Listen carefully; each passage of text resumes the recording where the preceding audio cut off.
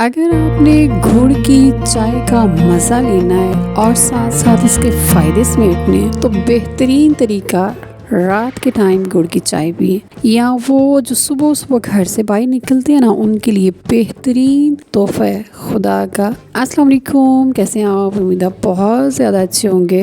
अल्लाह ताला आपके रिस्क और कारोबार में बरकत दे। आज जो रेसिपी मैं आपके साथ शेयर कर रही हूँ ये सर्दियों की बहुत मशहूर चाय की रेसिपी है और हर कोई इसे अपने अंदाज में बनाता है और मैं इसे अपनी तरीके से बनाऊंगी और ये आपके लिए बहुत ज़्यादा फ़ायदेमंद साबित होगी। बहुत से लोग बनाते वक्त क्या करते हैं, वो इसको मसाला चाय जैसा बना देते हैं। हमने ऐसे नहीं बनानी। सबसे पहले आप दूध लें, गाढ़ा दूध लें, कोशिश करें बगैर पानी के लें। और गाढ़े दूध की चाय जो है ज़्यादा मज़े की होती है।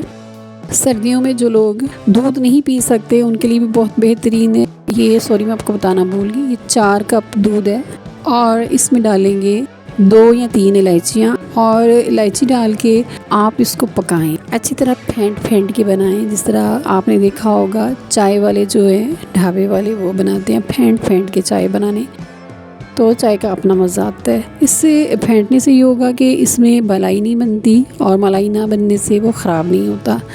आप जाएगा इसमें गुड़, ये तकरीबन 6 चम्मच के करीब गुड़ है। 4 कप के हिसाब से अगर आप कम पीते हो शक्कर चीनी तो आप कम गुड़ ले सकते हैं।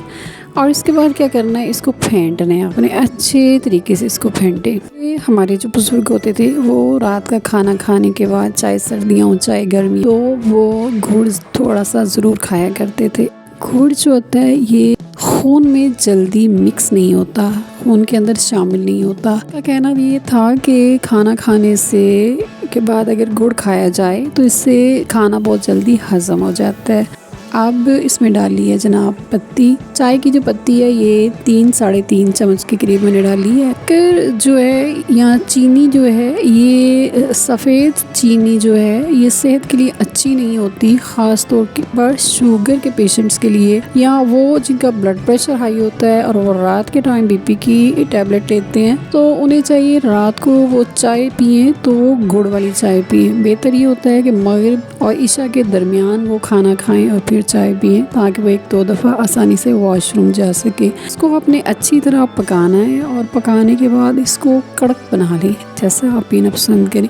और अगर आप सिर्फ दूध के लिए लेना चाहते हैं, थोड़ी सी उसमें चाय की पत्ती डालें और गुड़ डालें और वो पी लें, वो दूध भी आपके लिए बेहतरीन है। और अगर आप इसके चाय का फ्लेवर लेना चाहते हैं तो इसको कड़क कर लें, मज़ीद पका लें अच्छी तरीके से।